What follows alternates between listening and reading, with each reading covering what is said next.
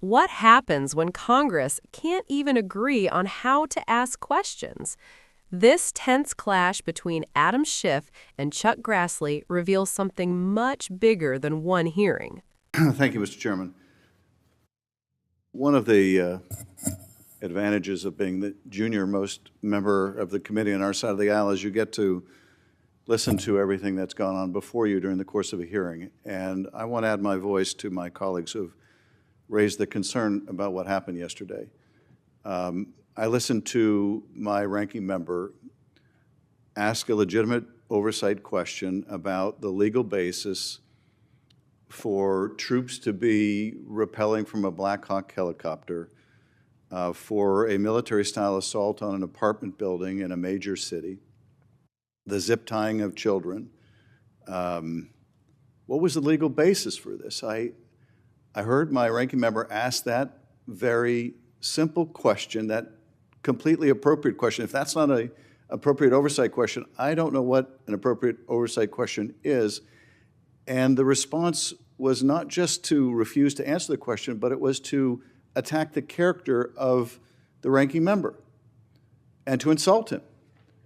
And then when it was Senator Whitehouse's turn to ask a question, he asked a very legitimate oversight question about a FBI undercover operation in which reportedly $50,000 was paid to the White House border czar prior to him becoming the White House border czar, but with the expectation that he would be helpful in arranging contracts when he became the White House border czar.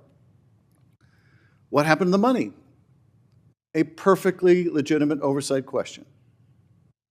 And rather than answer that question in a closed investigation, not an open investigation, but a closed investigation, she simply attacked Senator Whitehouse personally. And I heard another one of my colleagues ask, what was the legal basis for blowing up ships in the Caribbean? Reportedly, the Justice Department wrote an opinion justifying blowing up ships in the Caribbean. A perfectly legitimate oversight question, and the response was another personal attack. These, what were apparently canned, written personal attacks in advance. I wouldn't bother with the attacks on me. I've grown all too accustomed to them for the last 8 years. But if members of this committee can't ask those serious questions and get serious answers, we can't do oversight. I'm new to this committee. I spent about a decade on the House Judiciary Committee. I never saw a hearing like this with a cabinet officer, and if I did and some Democratic cabinet officer were to personally attack each of my Republican colleagues, I would call for a stop to it. It would be disgraceful. And I understand the reluctance to criticize on your side of the aisle one of the Republican cabinet members. But if this becomes the template for future hearings, we won't be able to do any oversight, and things will just degenerate. These questions deserve answers.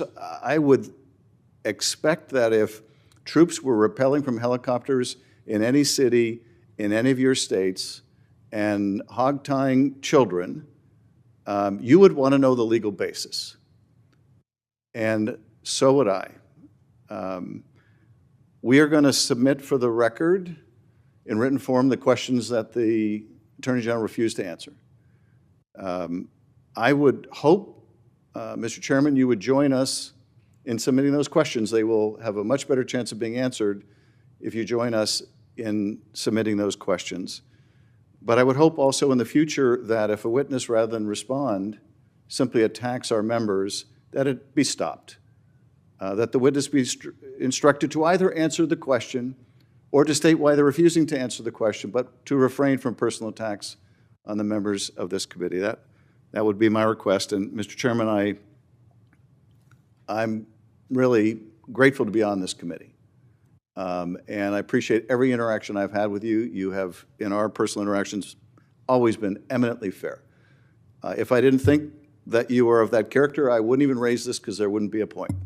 But I would ask that we not have another hearing like that one, and that you join in our legitimate oversight requests. And with that, I yield back, Mr. Chairman. I thought that I set the decorum for a hearing, oversight hearing, when I said before we asked the director of the FBI any questions or any statements, that we should, both sides, treat each other with respect. And I even said to Patel, if you don't get a chance to answer your questions, I'll give you an opportunity after the senator's finished for a few minutes to respond whatever you didn't get a chance to say. And you know how that meeting turned out.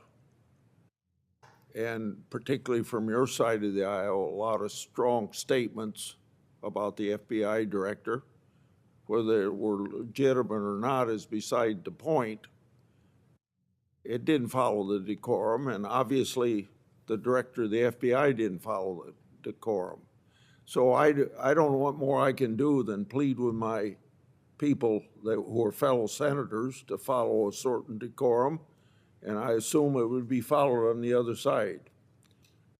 I don't appreciate the insults that went to Democrat members, particularly where they were wrong, but after seeing how senators handled the FBI director, I guess I felt that just let the show go on the way the senators wanted to go on. And that's what developed as a result of it. That may be a weak excuse for what happened that day, but I thought things didn't work out the way I expected them to when the FBI director was here, and some of the people on your side of the aisle were some of the ones that were screaming and yelling and talking over the FBI director.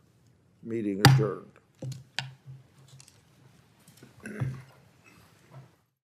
What unfolded in this exchange is about far more than a single tense hearing or a clash of personalities. At its core, this moment exposes a deeper struggle over what congressional oversight is supposed to look like in a highly polarized era. Oversight hearings are designed to be one of the most powerful accountability tools in American democracy. They are meant to force transparency, compel answers from those in power, and give the public confidence that government actions are being examined carefully and fairly. When that process breaks down into personal attacks, interruptions, and competing accusations of bad faith, the real casualty is not one party or the other. It is public trust in the system itself. Schiff's frustration reflects a long-standing concern among lawmakers who believe that unanswered questions weaken Congress's constitutional role as a check on the executive branch.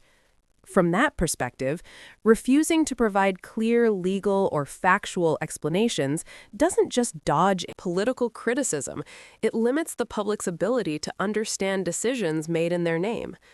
But Grassley's response highlights another reality that often gets overlooked. The erosion of decorum has been building on both sides for years. Hearings have increasingly become stages for political messaging rather than fact-finding, and once that norm shifts, it becomes difficult for any single chair or member to restore order. What viewers are really seeing is the cumulative effect of escalating partisan tactics that reward confrontation more than cooperation. This matters beyond Washington because oversight is one of the few mechanisms ordinary citizens have to see how power is exercised behind closed doors. When hearings feel more like political theater than investigative work, people begin to question whether accountability is still functioning at all. That skepticism can spread quickly, shaping how citizens view institutions, the elections, and even the rule of law.